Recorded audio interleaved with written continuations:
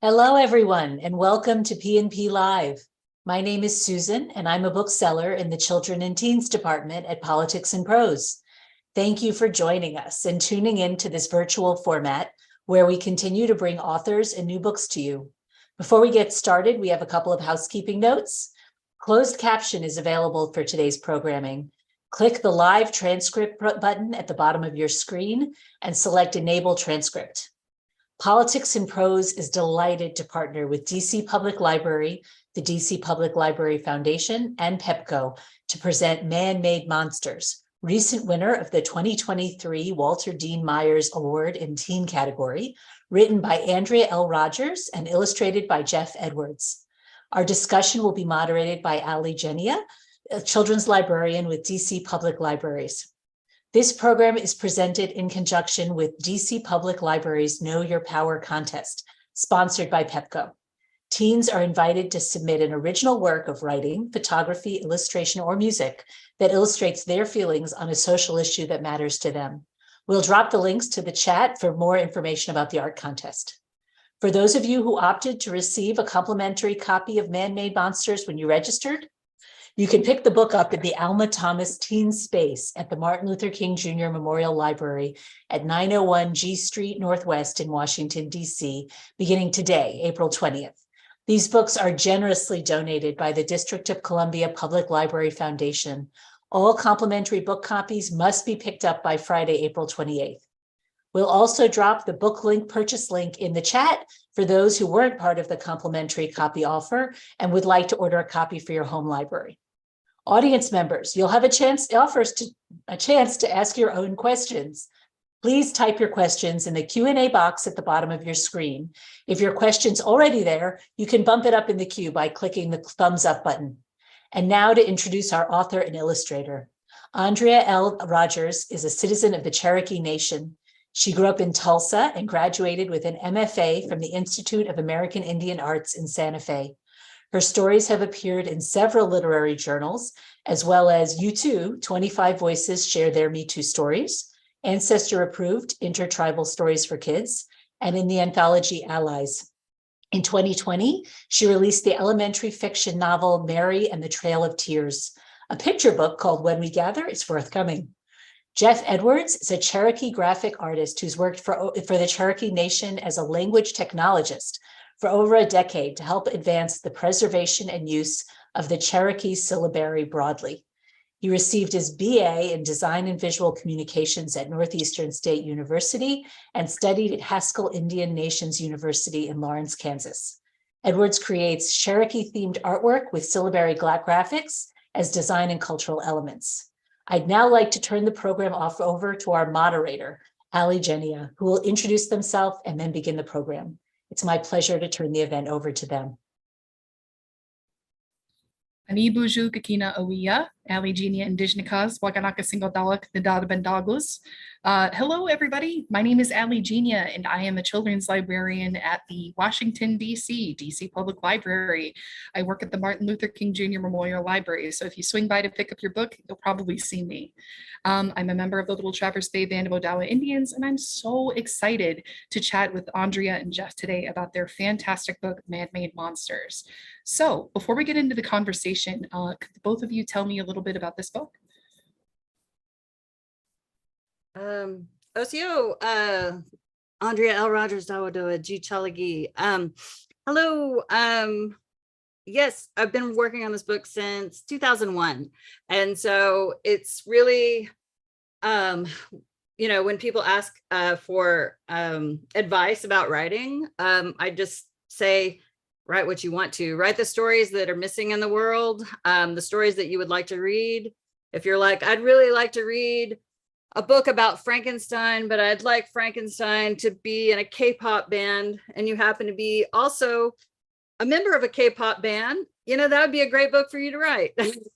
And so I say, write, know who you are, and then write from your own personal perspective. And so I don't believe in chasing market trends. This book was definitely not geared towards selling so much as telling stories that I needed to put out in the world. I'm Jeff Edwards, and like Andrea, she bullied me into doing this book. I didn't want to. I'd never illustrated a book before. I mainly, I have a really unique design style where I have to come up with the images that I'm going to design in my head. And so if you could give me 1,000 details about something and but it's your idea, it's not mine, so I can't design it. So with the Know Your Power contest, I'm really excited about because art is powerful and you never have to say a word. And so that's what I always tell all the young people. You know, a lot of times people turn to the streets and they're screaming and yelling and acting like fools. Maybe try making some artwork because it's way more powerful of a message. People see it, they dissect it, they try to understand it. You know, because your art's going to be seen from everyone from in their 80s to 5 years old. And so there's going to be a different perception of that artwork depending on the age. Some people might get it, some might not, but the important thing is they saw it. And so that's what I tell all everyone that asks me any type of advice is just to get it out there. Don't worry about what people say and opinion wise, create it and move on to the next one. So Awesome. So now that we've heard that, I'd love to hear how Andrea and Jeff, how the both of you got to work together on this book. Well, Jeff didn't lie. I actually, I had bought this piece at the Spider Art Gallery and loved it. And then I went by to pick up posters from the graphic department. Ed Fields is a Cherokee speaker, and he sent me over to the graphic department to pick up posters. And so I had copies of Mary and the Trail of Tears. So I gave Jeff one, I gave Zach one, I signed them, and we just talked. And at that point, I was thinking I might have a book coming out, but I didn't put together that Jeff Edwards made this piece. And his style is, I mean, Jeff can do anything. Jeff, I mean, he does, everything is different. Every piece is different. You can probably tell from the book. I mean, graphic wise, you know, there's definitely a consistent theme and a consistent type of design for the book. They're all white on black, but Jeff can do anything. I mean, he's funny. And so, you know, like I walk out to my car and I'm like, oh my gosh, this is the guy that made this piece. And so at the time I had been talking to LQ about selling the book, but I didn't have really a contract yet, but we were talking, and contracts take a while. And so I had talked to my editor, Nick Thomas, about what I kind of envisioned both for the cover, and I didn't know if I would get to have interior illustrations. And so I was telling him about Jeff's work. I was sending him screenshots of Jeff's work. And then, you know, I think he might have sent Jeff some messages that Jeff never answered or something. I don't know. Anyway, and so I said, well, I'm going to pop over to Tahlequah to do something else. Because I had another book I wanted to talk to another speaker about that I was working on. And so I popped in and I was like, hey, I've written this book.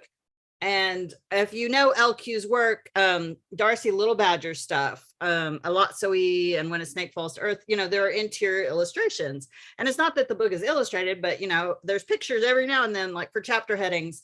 And I loved those books and I thought they were beautiful. And I was like, that's what I want. And so, you know, so I went by and saw Jeff and said, hey, I think I might sell this book. And would you be interested in illustrating? And he said, no, as he said, no lies. And so I was like, well, are you sure? And so then it seems like I went by like 3 times. And so the third time I was like, look, can I send it to you? And, you know, you can consult. I said, because I haven't had really any Cherokee readers read the whole thing. And so I said, you know, and I can pay you to consult if you don't like it, if you don't want to do the illustrations. And he said, oh, okay. He's so nice. He really is. So I sent it to him, and then I guess you can go on from there, Jeff, because you know the rest of the story. yeah, well, when I originally received the emails from Nick, I didn't understand why some guy in New Jersey that was a publishing company wanted to talk to me, because, you know, I had never met him or heard of him. I did receive the emails, and I didn't know what it was all about. So I kind of thought maybe it was a scam type thing. And then after Andrea started coming by, I started visiting with Nick, and I told him the concerns I had about the book. And so he told me that I would have full liberty, in the designs, and that one of the things that I made sure they understood was all of my work is going to contain some type of Cherokee syllabary without explanation. And that is basically who I am. I'm not a English graphic designer. I'm a Cherokee graphic designer. And of course, he agreed to all those things. And he told me something that it really gave me a lot of confidence. Is he told me, we're going to pay you half of the contract. If you make one image and you don't like it anymore, you can quit, and we won't want any refund. And if you make half the illustrations, however many you can make, that's all we're going to ask of you. And so, so that gave me a lot of confidence. But all it really boiled down to was I had never illustrated a book, and so getting past that hurdle, even 40-something-year-olds still get scared of things they're not familiar with. And so that was my biggest hurdle, was just realizing that I'm going to be illustrating a book and a lot of people might see it. So that was probably my biggest fear. Well, for what it's worth, it's absolutely beautiful. One of the best parts about rereading this book for me, because I've read it numerous times, was actually figuring out what the Cherokee syllabary said in each of the images. And there was one of them that really gave me a spook. So it was very, very awesome to see that. Thank you. Yeah. Well, on that note too, one of the things that I've noticed about this book is that there's this really beautiful circular parallel motif. It's on the jacket, it's after the beginning of chapters, and it's the primary art for I Come From the Water, one of the last stories in the book. So I wanted to ask if that was intentional, and if so, why? Okay, let me get over there. I'm a flipping. Yeah, this is basically like you could say a lot of different things about this image. Some people in Cherokee culture say that it's the four directions, north, south, east, and west, the directions the wind blow. I always personally, to me, saw it as unity. And the reason why this image is here is because this is the way the creature was swimming in the water. So that kind of shows you how my brain worked. Was I read the book 5 times. The first 3 times I read it, all I did was take notes. And I'm really, I don't illustrate typically like something that's the main character. I like to take one thing that just kept coming back and coming back every time I read it. And that creature just swimming in that water begging, to me, I was able to tie that to this symbol of unity, because she basically was going to die, and in turn the person she was asking help for, if she didn't provide it, she was going to die. So therefore they worked together. And so that's kind of basically the kind of just a rundown of what that symbol means to me personally. That's incredible. Oh man, that brings another layer to that story. That is so cool. Well, and it's only mentioned, like I said, the sentence only appears one time of her swimming figure eights in the pool, and but that's in that entire story. That's what grabbed me, and so that's how I create stuff. Is I don't want the main person up front and close and all this attention on them. I want to be able to put that in there, and then someone read and go, "Wait a minute, that cover piece. There's one line in here, and it talked about that." So. Oh, that is so awesome. That's super effective. And I'm going to have to reread the book again to, to make those connections too. Oh man. Okay. So another question too, this time a little more geared toward Andrea. I wanted to ask you, well, this is for you both more. Because there's a lot of sort of like remixes of like classic horror tropes and like movie monsters, I have to ask if you have a favorite classic movie monster.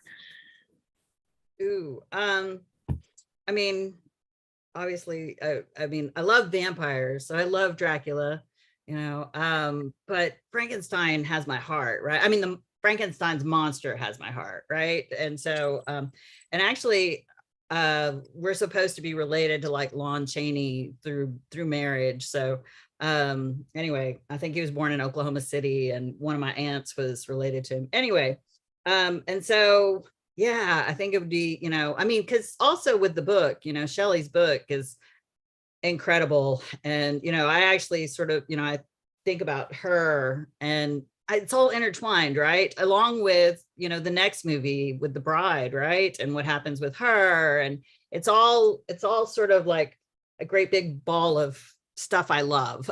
And so, but you know, if I get to choose which monster I want to be a vampire.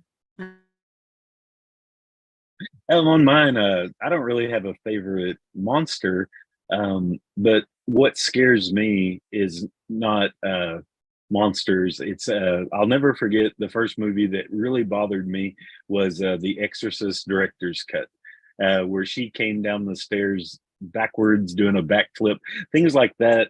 That's what really scares me. And I'm a huge horror movie guy. I love watching B movies, eight-headed shark, all the stupid things you can come up with. But what really scares me is those invisible things in The Conjuring that you can't see that are jerking people around the room, because that ties directly in with Cherokee lore. And so, of course, I grew up my whole life hearing about these things. And so seeing them in movies, it's almost like it makes it that much more legitimate. Yeah, I just speaking personally, like from an Anishinaabe background, there's some stuff too that I'm like, whoo. Yeah. Oh man. That's so cool. So I actually wanted to circle back to the love letter to Mary Shelley. That I think it's really tough to pick a favorite, but that might be my favorite out of this collection so far. I wanted to hear about what other story formats kind of like that were remixed throughout the book. I thought I was able to identify a couple, but I wanted to hear from you both. Okay, so with my first story, I kind of have I don't think I'm giving anything away here, but if you've ever seen The Searchers, which just absolutely vilifies Native people. And it's crazy because if you read the facts, if you go back and read Gary C. Anderson's Conquest of Texas, Ethnic Cleansing in the Promised Land, you know, going and having to look for white captives it was much more likely that Native women and children and men were being murdered and massacred, and often very peaceful people, and just indiscriminately, right? And so to take that, you know, if you watch The Searchers, I've heard other Native writers talk about how much, you know, how like my dad loved Westerns, right? And so I don't know if you watched that. I mean, I don't know if you like that one.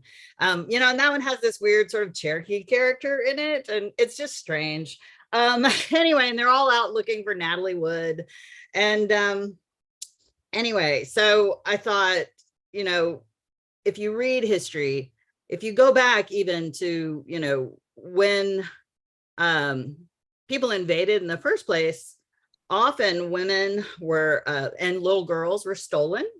Terrible things were done to them. If you've read any of the old stories about what was going on, I mean, often, I mean, little girls would be kidnapped, women. And the thing was, in reading Conquest of Texas, the Texas Rangers brag about squaw hunting. And so they would go out and steal Native women and women who were Mexican and indigenous.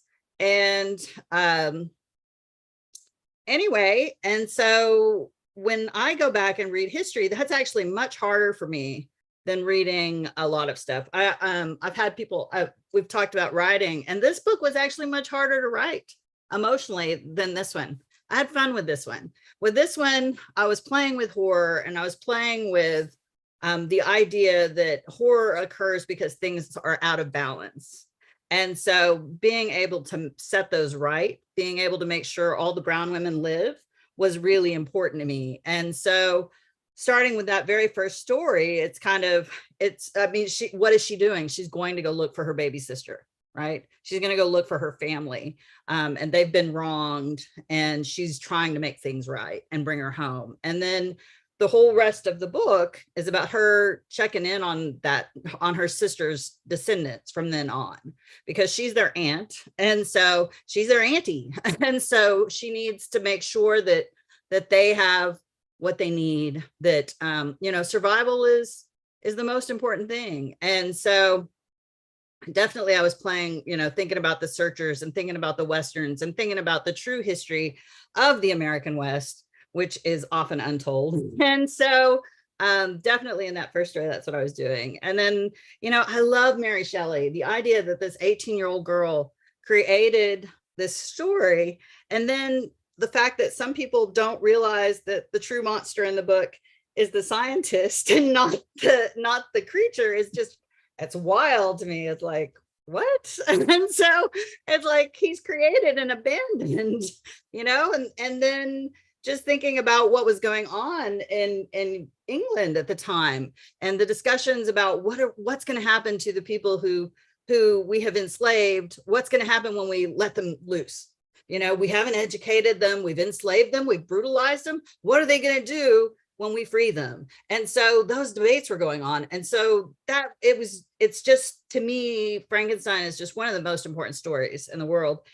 And she's, questioning a lot of things. I mean, thinking about God, thinking about death, thinking about, wishing that she could, revive her child that dies early. And she's a kid, right? She's a kid hanging out with all these really brilliant people, but she's a kid. And so then if you jump forward to, I think it's Shame on the Moon. I think so. Is Shame on the Moon? Anyway, it's Shame on the Moon, which starts out, I mean, if you've read The Outsiders, then that first, I'm definitely paying homage to it, but also thinking about the fact that, when I'm reading The Outsiders in Tulsa, Oklahoma, when I'm a kid, I'm wondering where all the native people are, because my dad was a greaser. He was definitely a greaser. And I would argue that probably the first greasers were not poor white boys, but other people. And so thinking about that, and remembering that when I was a kid, looking for them, because I grew up in Tulsa. But again, we have an 18-year-old girl who's tapped into something really important. And so anyway, so those are just three of them. So well, I'll just kind of elaborate on what she said. When I was reading the book, it was really neat. I felt like I had a inside scoop, even though I didn't know Andrea at all, because of the places where things took place. A lot of those are prominent Cherokee communities. The stories, even if it's just maybe a couple of sentences, is going to be some type of Cherokee mythology or lore that you're not going to know unless you were told those stories. And so that in itself, for me, it really kind of struck home, because I could actually, I could identify these places she's talking about that are really small little, places in Oklahoma. And then on top of that, she's weaving in, almost Cherokee lore and turning it into horror, and it relates to a vampire. So that was really neat for me, because I'm not saying if you didn't know any Cherokee lore, you wouldn't get it. But if you do, you're definitely it's going to slap you on every single page. As soon as you see it, she worked that in there intentionally to give it more of a Cherokee feel. And so that was really neat for me. Whatto. Speaking of the vampire, sorry, and obviously I have to mention Interview with a Vampire, right? Because that was like a seminal work when I was like 18, even though it came out in the 70s, it pops back up, when I graduated around 87, and, in 88, 89, everybody was reading Interview with a Vampire.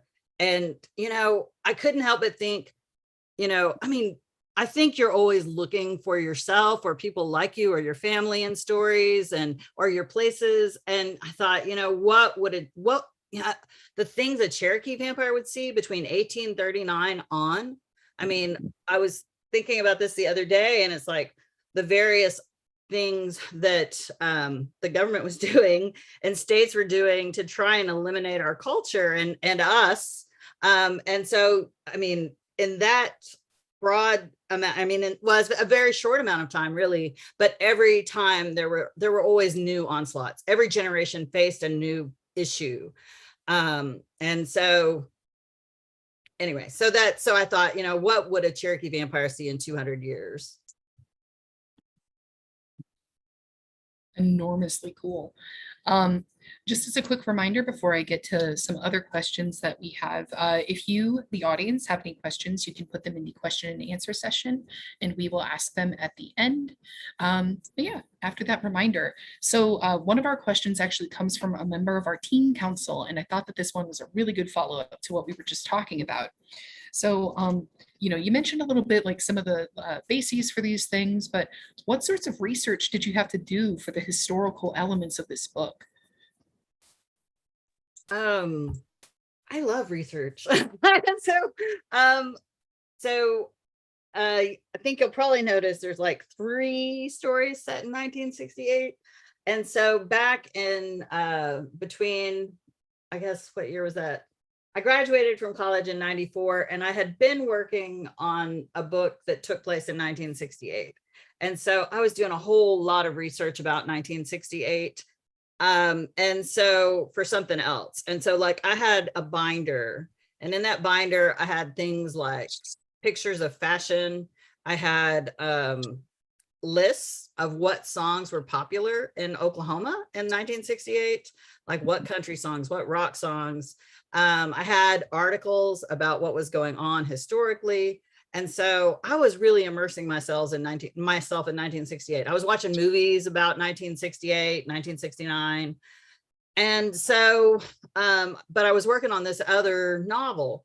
And so one of the scenes happens at the Tulsa Public Library. And so I had no idea what the Tulsa Public Library looked like in 1968 downtown, but I was working there. And so, but there were a few women who had been there in 1968. So I said, hey, I would love to interview you about what it was like to work for the library in 1968. And they said, okay. And so I went in, I sat down to talk to them, and I was very pregnant. And so I said, you know, what was it like to work here in 68? And I was asking, you know, things that were like visual details, like, would there have been a security guard that would have chased the kids if they ran down the stairs? Were those stairs there? Were those big, tall windows still there? But what they wanted to tell me very first thing when I sat down was, if you got pregnant, even if you had your library degree, even if this was your career, if you got pregnant, you lost your job.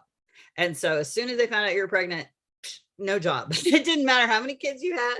It didn't matter how much, you know, how much your money was needed to support your family. You lost your job. And so pretty much, you know, I thought about that. And then I went home and wrote Maria Most Likely, because that's sort of the situation this 18-year-old Cherokee girl finds herself in. But she's a Cherokee girl who hasn't been raised really with her culture so much.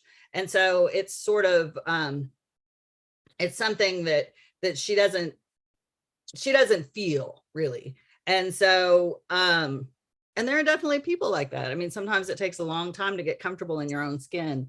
And so I thought, you know, what would happen, you know, just imagining that in 1968 happening to this 18-year-old Cherokee girl. So, so that was easy to write because I had done all this research for a different project. So, and then a lot of the other things, I definitely, the 1839 section, well, I'd written Mary and the Trail of Tears, and so that takes place in 1839. And I had read Conquest of Texas by Gary C. Anderson. And I read some more stuff, some interviews, some articles people had, you know, done with people later. And then just wrote it. And, you know, of course, watched Westerns.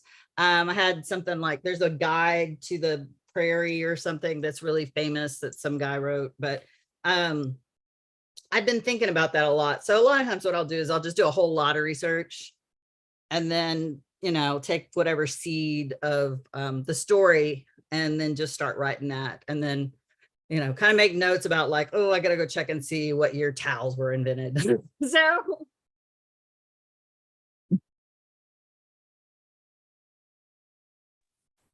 That is so cool. I also love research, so it's really great to hear that.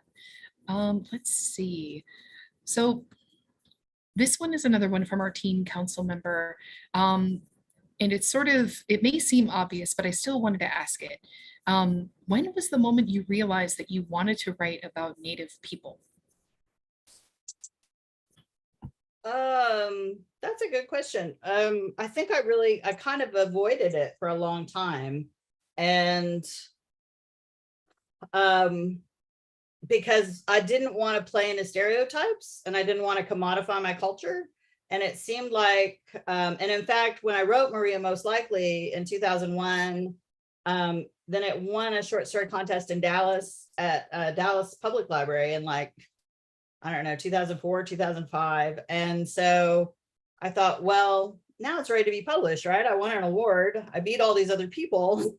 Surely it's publishable, right? And so I started sending it out to the sci-fi places, and you had to put a stamp on it. You had to mail it. You had to wait for rejection, and now you can be rejected in like an hour or two. I mean, there'll be a call on Twitter for stories and I'll send it and boom, check my inbox. It's like, oh, not interested. So I sent it out and nobody was interested in it. And again, like I said, Maria, her real name's Mary, but she's going by Maria because that's what her boyfriend's nicknamed her. And because people don't ask her, do you speak your native language? Do you, or how much Indian are you? And so if she doesn't tell them her real name, then they leave her alone. And those questions are, Native people, it's crazy. It's like when they ask you, do you speak your native language? It's like, no, the government was really successful. I mean, my grandmother went to boarding school. My father went to boarding school. How would I have done it? And so, anyway, so she doesn't play Indian, right? And so I thought, well, these aren't the stories people want. They don't want these stories about real people. They don't want stories about real Cherokees. They want peyote and ponies, and they want feathers, and they want powwows. They're not interested in who we really are. And so I just kind of put it away. I just thought, well, no more sci-fi. And so I was working, I had gone to work at the Philbrook Museum of Art. And so I was working on this book set in 1968 about a Cherokee family that moves back to Oklahoma. Mom has been part of the Indian relocation policy where they moved Native people to like Denver and Dallas, and the father is white, but his father's someone who's gotten native land back in Oklahoma. And so I was working on that story about 1968. So it was about a Native family. And then I was writing a lot of picture books because I had kids, and I would go to the library and I couldn't find any books by Native authors, or I'd find books that were supposed to be about Native authors and I would read them and I'd go, ooh, yuck. This is, I didn't know if the person was just really not Native and just saying they were to sell a book, or if they were playing to what they thought people wanted. But usually it turned out they really weren't Native. And so what they knew about being Native, they got from the movies too. And so, and if you rely on the internet to find out about people, about us, you type in Cherokee costume or Cherokee regalia, and ooh, it's not safe for work. And so it's terrible. And so I just really didn't think that in adult fiction that anybody wanted my stuff.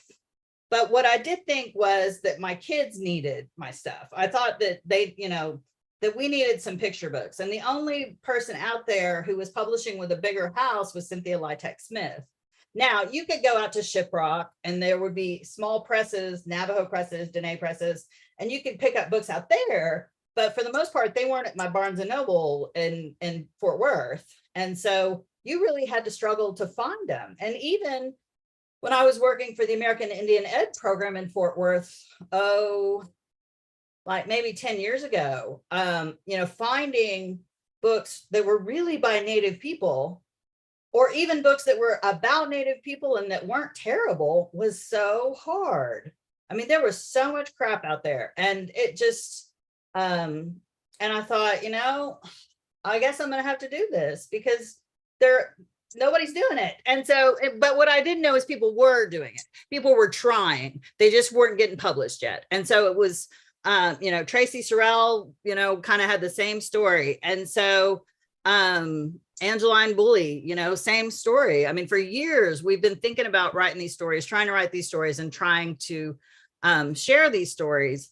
But it's taken kind of a cultural shift before people have realized that, you know, these stories aren't just for us. I mean, they're good for everybody. And just kind of elaborate a little bit on what Andrea said. You know, I went to grade school in the 1980s, and the only way you really knew you were Native during those years were you got free school supplies from Johnson O'Malley and you got free lunches. And outside of that, you know, we drew the headdress with your hand, and, you know, and you made turkeys, and, you know, and you did all these things. And the teachers, you know, in their defense, there was no Native American curriculum to teach from. And of course, when I graduated in 1992, I went to Haskell, and I became very angry because the very first semester I learned of not just the struggles with being a Cherokee, but any Native American faced. And so, you know, you instantly become angry because you weren't taught this before in your home school. And I highly doubt you're taught that in school today. I hate to say that. I have no proof of that, but we don't really like talking about dirty past. We sweep it under a rug and just let the future occur. And so, you know, getting that stuff out there it's vital. Because, you know, I tell everyone all the time, we have Cherokee classes, you know, where you can learn how to write the syllabary, and that applies for anyone. You don't have to be Cherokee. You don't have to be Native. We don't care if you're purple. We don't really care. All we want is for you to take an interest in our culture and us as a people, and we accept you with open arms, you know. And so, like Andrea said, we're not these mean people that write stories and it's only for our people. It's just the opposite. You know, we want to clear up the stereotypes. You know, Cherokees have never made dream catchers. We never lived in teepees. You know, and that you know, and you can't blame someone that doesn't know better when they come to your place of work and ask, well, where's your teepee? You know, or you know, can I buy a dream catcher off you? And so you have to have you can still have a short fuse, but you have to know when to let it blow up. And in almost all cases, you should never blow up, because that's a learning moment for a genuine question that someone doesn't realize is a stereotype. And so you can tell that one person, and hopefully they tell 10 people. Those 9 people are going to argue, no, that's Cherokee. It's like, no, I'm positive. I talked to a Cherokee. You know, and so that's the way you're going to clear up stereotypes, is being polite, not getting angry, and addressing them. And make art, make good art. And make art. Yeah, make some art. Absolutely. Yeah, one of the things that I've been gushing to a lot of my friends and patrons about is the fact that this is a supremely Cherokee book. And the best part about that is that it's not those Westerns. It's not just those things, right? It's, you know, Cherokee in the future. And that's, oh man, that was so cool to see and just so cool to read. Oh, and that actually brings me to my next question. This is another one from our teen council. How did you get the idea to have all of these stories interconnected? And how did you keep track of it all? Oh, that was hard. Okay. So if you've read Louise Erdrich and Love Medicine, I mean, and of course she's amazing, right? I mean, she's amazing. And so eventually there was a family tree, I think, released with Love Medicine, because all those people were related. And if you read her stories, I mean, they're all related. And I always knew that for all my stories, all my characters were related somehow from community or kinship. And so, I mean, they just always were. And so the first thing I did was I I gave everybody the last name Wilson. And then I realized that, you know, you have kids, if you have a son, maybe that's their last name, but their daughter might have a different last name, right? Sometimes. But and also I realized that you know, it's very taboo in Cherokee culture to marry your cousin. So they couldn't all be Wilsons, right? So I had to bring in some other community members because you can't marry a cousin. It's just not right. And so anyway, so then I realized I really had to figure it out. And so I had written when I was at Santa Fe, I wrote like 13 of these stories there. And just offhand, I mean, and I don't know if there are any authors who love naming characters. I hate it. For the most part, for like years, every character, every girl was named Sarah or Mary, and their last name was always Wilson. So then I realized, you know, but I knew that, you know, I was like, okay, well, when I get further along, I'm going to change some names. And so I really did have to sit down and play with a family tree. And what I also realized was, I was taking a class with Toni Jensen, who wrote Carrie, and she's Alberta Métis descendant. And so she talked, this class was wonderful. And she talked about how Louise Erdrich would lay all her stories out and see how they connected and see where bridges were missing between characters, see where certain seeds needed planted, or where certain stories had to come to fruition or make sense, or how who was related to who, or what was their origin story. And so I laid all 13 of those stories out, and I had to think about time and generations. And you know, with Native cultures, we talk about like making choices, making decisions, doing things. And they're not just for us, it's for the future generations, right? 7 generations. And so I laid that out, and I thought, you know, I want to do 200 years because that's what Interview with a Vampire was. and I thought I want to start with 1839 because that's when we were illegally removed from the east to the west, is that right? West to the east. I'm terrible at geography. East to the west. Correct me. Thank you. Anyway, and so I thought, well, that, you know, and that was really important, where we ended up where we are today, and what is our home, and where we have thrived, and where, you know, I mean, that's home right now. And so how did we get there? And then I thought, where are we going to be in 2039? And so I noticed somebody mentioned Ancestor Approved. I have a story of the Ballad of Maggie Wilson in Ancestor Approved, right? So all of my stories they're all connected. They're all family. And I often think, like, my dad had 8 brothers and sisters. And so I have a bundle of cousins, right? But when we get together and we talk and we laugh, it's very clear that we come from the same place, even though I grew up in Tulsa, and this one grew up in Pawnee, and you know, this one grew up in Jay, and this one grew up all over the world. We get together and we have the same jokes, the same mannerisms. And so when you think about things like a multiverse, that's what we are, right? We're infinite. We're capable of all kinds of things and being all kinds of places. And so when I laid out those stories, it looked like from 1839 to 2039 would take about 10 generations, right? And so I had to look and see where I was missing generations. What made sense? I mean, you know, what made sense both biologically for having children, what made sense in traditional Cherokee culture, because Cherokees weren't running around marrying 13-year-olds off, okay, back in the day. And so, and how that all worked. And so taking it to 2039, so then I had to fill in those gaps. But every time I filled in those gaps, I asked myself, you know, one, I thought about my family stories, right?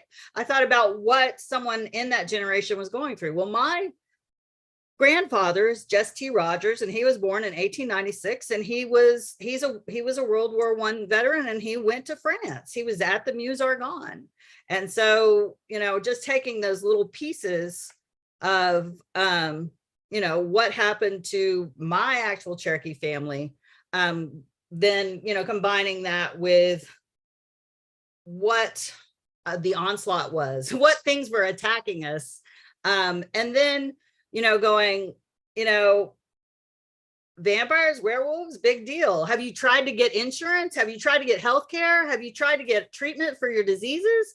That's a nightmare. That's a horror story. When people die for no reason except neglect by, medical communities or mistreatment or experimentation, that's monstrous. And so these sorts of things that we sort of almost treat as if they're benign when they're actually, in my opinion, super evil. I wanted to write about that. Absolutely. So before we get to the audience Q&A portion, that leads me into the last question I have for you from our teen council. How did you decide on the title of the book? Well, I was in Santa Fe. Well, I was going to the MFA program about once a semester in Santa Fe, and I had started working on. Okay, so I had thought I was going to rewrite that book I started in 2001, the 1968 novel, and so that was my plan. And I had written Maria Most Likely, and I had written The Zombies Attack at the Drive-In, but with a different ending. And so I had written those two. And so I went to Santa Fe, and I'm in this workshop, and I have this fabulous mentor, Manuel Gonzalez. And that week I start writing stories, and they're not the 1968 stories. I wrote Shame on the Moon. I wrote this story about this werewolf and this vampire fighting it out, that takes that world of Tulsa in 1968, right? Because I knew 1968 really well. And then I wrote an origin story for Walt, which actually is going to come out in Shane Hawk and Theo Van Alst are editing a book called Never Whistle at Night, which is indigenous horror. And Walt's origin story is actually going to be in there. And that one's called Night Moves. And so anyway, I was writing these. And so I went to Manuel and I said, I really wanted to leave here with a book, because everyone has told me forever that, the first thing you sell can't be a book of short stories. You have to have a novel first, unless you're like winning some massive short story award things. And I said, I really wanted to leave here with a book. If I'm going to invest 2 years while I'm working full time as an art teacher in a public school in Fort Worth, while I'm being a mom, and I'm doing this as well, and I'm volunteering, I was on the board for the Fort Worth Public Library. I'm like, I wanted to leave here with a book. I said, but I am having so much fun writing these vampire and these werewolf stories. And he said, write where your heart is. He said, write where your heart is. And it was the best advice he could have given me, because I had so much fun writing this book. And I did things with it that are important to me, right? And so, because, sliding in some historic stuff, sliding in corrections to what people believe about Cherokee people or Native history, sliding all that stuff in was important to me. But I also wanted to have fun, and I wanted the reader to have fun while I was doing it. And I wanted there to be a book for brown girls where they live, where they're not simply used as a plot point or, anyway. And so, yeah, that was, and so I always knew it was going to be, I always knew I had to have a Frankenstein story, because I had and my dad and I, when I was a kid, my dad and I, we would stay up on Friday night and watch the Plenty Scary movies. And of course that was the old black and white films mostly, and then some of the B movies. And I can't remember if it was called Creature Feature or Plenty Scary. I think it was both. And so we'd watch the Plenty Scary movies and eat popcorn and get, scared silly. And then I would try go in bed and lay there and then, but I couldn't wait for it to happen again. Right. Woo-hoo, next Friday, let me be scared again. And so, I knew I had to have a Frankenstein story. Plus I had, this huge crush on Mary Shelley. And so I was like, I've got to write a Frankenstein story. And then I during those 2 years, every now and then I would sit down, I would start writing, and I'd be like, okay, this is it. And so actually, Happily Ever After, I think the first line is, my little brother is trying to make me a boyfriend. Well, no, actually he's trying to find one online. And I was like, darn it, this is not it. And so I wrote it and I loved it and it was fun, but it wasn't my Frankenstein story yet. And so I always knew there was going to be a Frankenstein story and it was going to be called Man-Made Monsters. And I thought that title applied to the whole thing. And then I had to wait till that one was ready to be born. And it took 2 years. And Tommy Orange was my mentor my last semester. And so I sat down and I wrote a story, and it was a Frankenstein story, but it didn't have any Cherokees in it. And Tommy said, it's really good. He's like, it's really good, but you know, why aren't there any Native people? And I said, I just cannot figure out how to get them to Lake Geneva. And I said, because the Cherokees weren't getting along with the British at that point. We were no longer allied with them. You know, we're doing something, we're getting removed, we're busy. And so I'm like, you know, or it was our golden age actually in Cherokee Nation. It's post-removal, pre-Civil War. It's our golden age. I'm like, you know, I can't figure out how to get them there. And he's like, well, it doesn't have to be factual. And I'm like, you know, I just need something. I need something to be, I need a seed. And then I thought, well, why can't it happen in Cherokee Nation? Why can't I tell the story of that little period of time where we had this golden age where, you know, we're building like crazy and, you know, right before Lincoln tricks us out of more land during the Civil War. And so I thought, why not tell that story? And tell it with my sometime Adam. Anyway, so that's where it came from. That is so cool. Oh man, thank you for answering that one. Okay, so we do have one question from the audience. This one is mostly for Andrea. Would you write for adults? And if so, what challenges do you think you would face writing adult versus young adult? Actually, I have written for adults. I wrote a story for, I think it was in, shoot, I can't remember the magazine. It's not Costa del Sol. It's Puerto del Sol. There's a story called The Widow with, actually, spoiler, actually the widow is, if you check the family tree, you'll see her name on there. And so it's written for adults. It's about a woman who's lost a child and a husband and is overwhelmed with guilt because she didn't appreciate the child and husband before they passed. And so she's dealing with her grief and regret and, you know, how do you go on? And so that was in Puerto del Sol last year sometime. And I've written some short stories. My agents asked me that too. so I've thought about it. And the difference is, I like to think that adults can read all my stuff like this. I mean, I've had adults tell me they read it and they cried and they learned stuff, which is the most important part to me. And then I've had adults tell me they've read this and it gave them nightmares, and I say, sorry. And so the big thing for me for when I'm focusing on writing young adults is, one, not doing any harm, not recreating a toxic, misogynistic literature, which is what we often see in adult work. And so not harming young people is super important to me. And so, I mean, adults can read this and not be harmed too. And I have a lot less swearing probably. And so, anyway, I don't know. I think good books are good books for everybody. I mean, some of my favorite books were considered like The Life of Pi. I loved The Life of Pi. And gosh, there were a couple of others I can't think of right now, but anyway.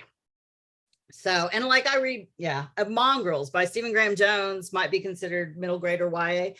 It's one of my favorite books. And there's nothing in there that should keep an adult from reading it, but there's also nothing in there that should keep a kid from reading it.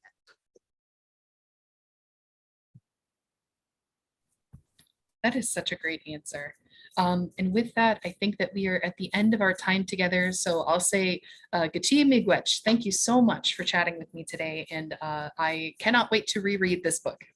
Wado, and wado, Jeff, for risking your life, not being in a storm cellar during a tornado for us. Yeah, tornadoes, they can't hurt you.